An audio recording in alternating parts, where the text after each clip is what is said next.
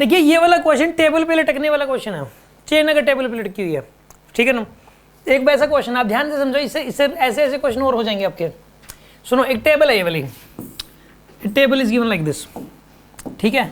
इसके ऊपर एक चेन है ऐसे, ये चेन ऐसे लटकी हुई है, कुछ पोर्शन नीचे लटका हुआ है, कुछ पोर्शन ऊपर है, ठीक है। और यहाँ पे रफनेस है, रफनेस कितनी यहाँ पे 0.25, यानी कि जरूरी नहीं है अगर मतलब बहुत ही कम लटकाने से चल पड़ेगी है।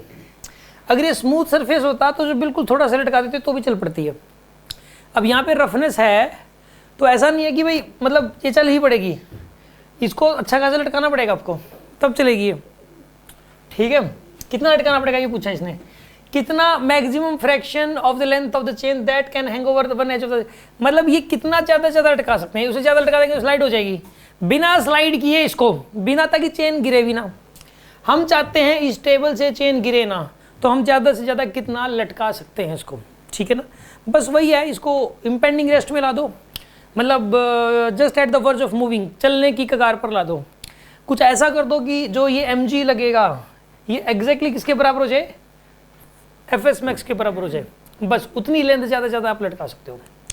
सुनो, जितनी ज़्यादा लेंथ लटकाओगे ये mg इस वाले पोर्शन का जो वेट है उतना ही ज़्यादा हो जाएगा और फ्रिक्शन उतना ही कम हो जाएगा जितना ज़्यादा लटकाओगे।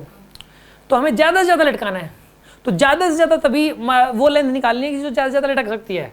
तो ज़्यादा से ज़्यादा लेंथ लटक सकती है ये निकालने के लिए इसका इतना वेट कर दो इस पोर्शन का कि ये किसके बराबर हो जाए, fs मैक्स के बराबर हो जाए।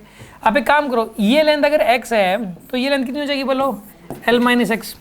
अब ऐसा करो आप, इसका जो मास है टोटल मास m मान लो, तो यूनिट लेंथ का मास क्या हो जाएगा m/l, तो x लेंथ का मास क्या हो जाएगा m/l इंटू x। इसका मास कितना हो जाएगा बताइए, m/l इंटू l-x, ठीक है। इस पोर्शन का मास हो जाएगा m/l इंटू x, इस पोर्शन का मास कितना हो जाएगा m/l इंटू l-x, ठीक है।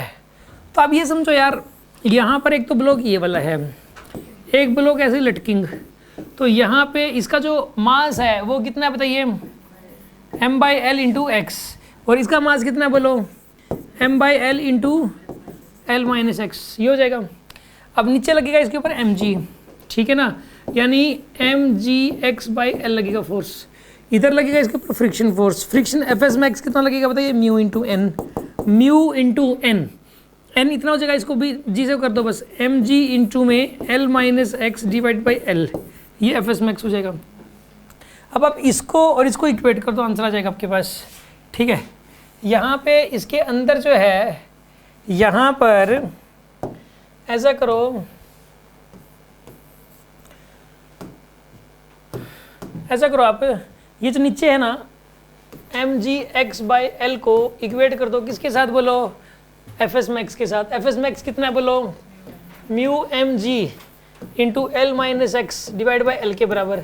mg से mg कैंसिल हो गया, l से l कैंसिल हो गया, तो x की वैल्यू क्या हो जाएगी, म्यू इंटू में l-x, तो x की वैल्यू हो जाएगी mu l minus mu x। अब इसको इधर ले जाओ, x प्लस म्यू x की वैल्यू हो जाएगी म्यू l के बराबर, है ना। और वैल्यू किसकी पूछी आपसे अब, x की वैल्यू हो जाएगी 1 प्लस में म्यू के बराबर is equal to mu l। तो x की वैल्यू कितनी आएगी यहाँ पे, mu l divided by 1 plus mu, ये आ जाएगा आपके पास, mu l divide by 1 plus mu. ये रिजल्ट भी याद कर सकते हो। तो म्यू कितना दे रखा है आपको, 0.25, 1/4 दिया हुआ है, 1/4 l डिवाइडेड बाई 1 प्लस 1/4, तो कितना आंसर आएगा इसका, l/4 अपॉन में 5/4, तो क्या आंसर आएगा इसका बोलो, l/5 आ जाएगा आंसर।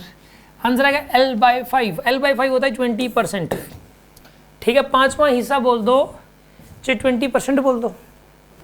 अरे बात समझ आ रही है ना आपको भाई, 100 रुपये की चीज़ है, कोई कहते 20% डिस्काउंट है, ठीक है। या फिर बोल दो 5वें हिस्सा नहीं लिया जाएगा आपसे, 100 रुपये का 5वां हिस्सा 20 रुपये होता है, वो नहीं लिया जाएगा, 80 रुपये देने पड़ेंगे। या फिर ये बोल दो 20% डिस्काउंट है तो 80 रुपये का हो गया। आ रही है बात समझ में आपको। तो जो इसका आंसर आएगा वो 20% आएगा। वैसे जो जनरल रिजल्ट है वो है mu l divided by 1 plus mu, ठीक है। जो स्टूडेंट बार बार रिवाइज करता है, पूरे साल में 50 बार रिवाइज कर लेता है, उसको वो ऐसे रिजल्ट लिख सकता है, याद रख सकता है, ठीक है। जो पिछला रिवीजन में रखता है बहुत ज़्यादा सीरियस रहता है, हफ्ते में 2-3 बार, 2 बार तो ही जाता है मिनिमम, वो वाला जो स्टूडेंट है वो ये रिजल्ट पे लिख लो और याद कर लो। जो स्टूडेंट मतलब रिवीजन 2-2 महीने हाथ ही नहीं लगाता, वो वाला स्टूडेंट इस रिजल्ट को रहने दें। क्यों? क्योंकि फिर इसके चक्कर में कुछ जो जरूरी रिजल्ट है वो भी याद नहीं रह पाएंगे उससे, ठीक है ना, सारे साफ हो जाएंगे फिर, तो वो रहने दें इसको, ठीक।